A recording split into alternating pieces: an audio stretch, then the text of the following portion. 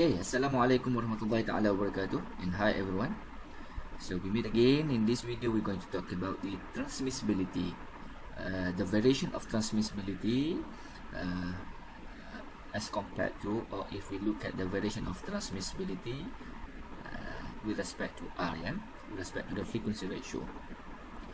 Okay, so as we know, we derive the transmissibility, the force transmissibility, and also the displacement transmissibility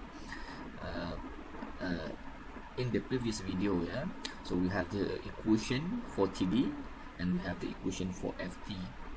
Okay, and if we plot that equation, we will get this particular representation, the plot representation. Okay, all right, so let's see for this one. So let me make it a bit bigger.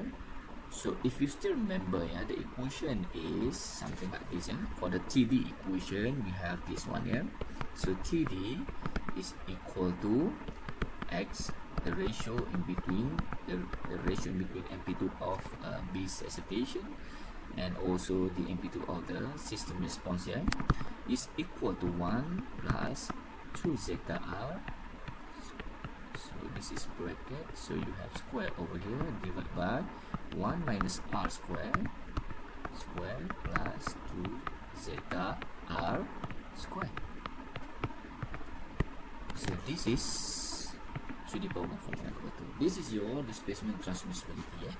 If we plot this equation here, we will get this particular representation as presented in figure A. Okay, so now what happens if our zeta is equal to 0 and our R, which is the frequency ratio, is equal to 0? So we will have the transmissibility here as 1 divided by 1, which is equal to 1. So this is valid for all cases. If you substitute R is equal to 0 here, which is in this side, R is equal to 0, and any value of zeta, we still have the transmissibility as 1. So it means that at a 0 frequency ratio, we will have the same amplitude ratio between the base excitation and also the system response, which is equal to 1. Okay, but as R approaching 1, for undamped case, which is zeta is equal to 0, the TD will goes to infinity. Okay, as R approaching 1 and zeta is equal to 0, okay, the TD will go to infinity. Okay, so if we substitute,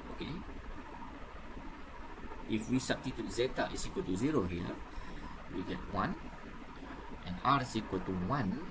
Okay, you still get 1, but zeta is equal to 0 here, you get 0, and R is equal to 1, you get 0 distance, and R is equal to 1 here, 1 minus 1, you get 0, so 1 divided by 0, you get infinity. That's why for undamped case, at R is equal to 1, the TD will goes to infinity. Okay, once we introduce the zeta value into this expression here, into this equation, then we can see that the value of TD will be decreasing. Okay, will be decreasing as presented here. Okay, and we can determine the maximum value of TD, this maximum value of TD, by differentiating this equation, by differentiating TD with respect to R, and then equate it is equal to 0. And then we should get the maximum value of, the maximum value of TD and the R where the maximum value of TD occur. Okay, so you can see my E note to look at the R max for TD, and then if you substitute that R max, then you get the TD max for this case. Okay, and if we can see this representation, this plot is a bit different as compared to magnification factor plot. So we can see that there is one crisscrossing area over here, and then we can determine this value R at which our response will cross the value of TD, or the value of TD is equal to 1 over here. So how we can determine that one is very straightforward. So if we want to know what is TD value, the TD value is equal to 1, so substitute TD is equal to 1, then we can determine the R value over here. Okay, so you should do that at your own time, at your own sheet time, yeah. Alright, and then looking at this region, we can see that it is a bit different as compared to this region. This region, okay, if you increase the zeta value, alright, the TD will be decreased, which is good. Okay, what does that mean? What does it mean?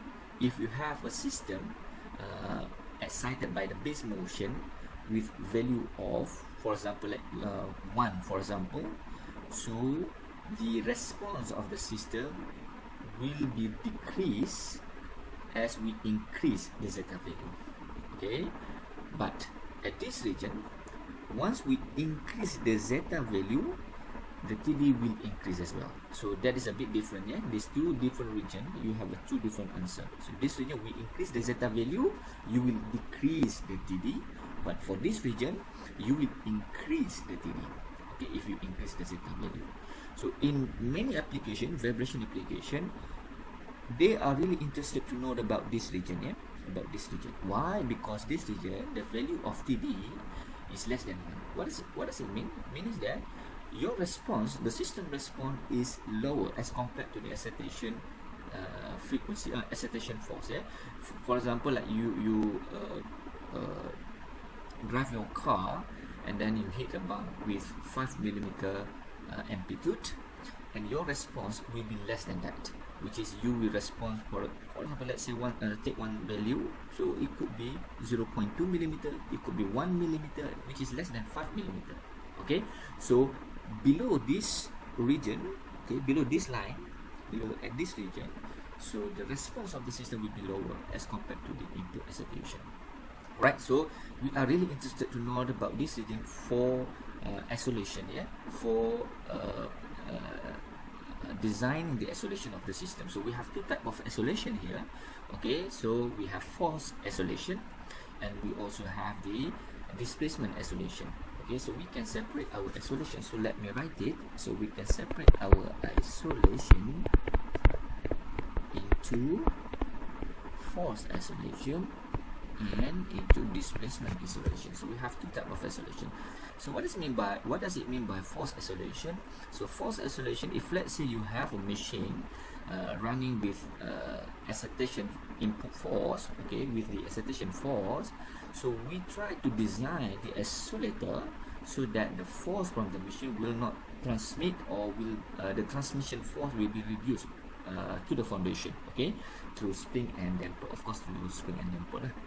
Alright, so force isolation is basically we design the isolator so that the force from the machine to the foundation is reduced. Okay, what does it mean by displacement isolator or displacement isolation? Is basically we design the isolator in order for it to reduce the base motion excitation to the machine or to the system, to any system. For example, like we have an earthquake, yeah. So if let's say we have an earthquake, so we have to design the isolator of our structure, of our building or our machine, so that the force from the earthquake will be reduced or will be dissipated by the isolator, okay, to the structure. Alright, so we have two types of isolation over here. So these two isolation here, to design these two must be in this region. Okay, must be in this region, which is the x, the displacement over y, or the force transmitted over f must be less than 1. Okay, must be less than 1. So that is the region over here.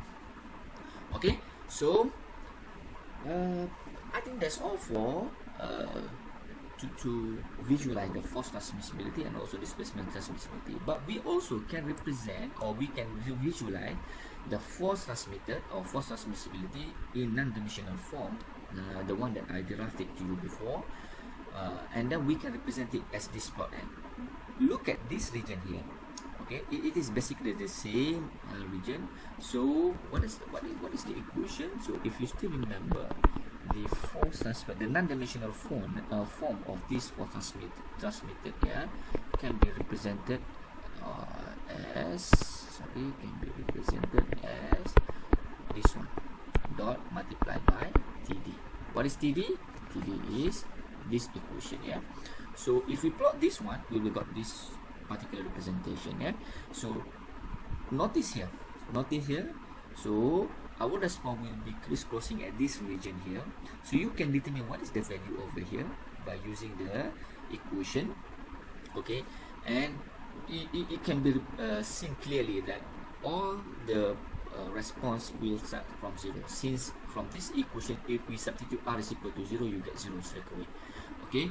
And then you can see here, once you increase the zeta value, it will decrease at this region, but in the other side of this region, okay, at this region, when you increase the zeta value, you will increase the non-dimensional form of FT divided by Q.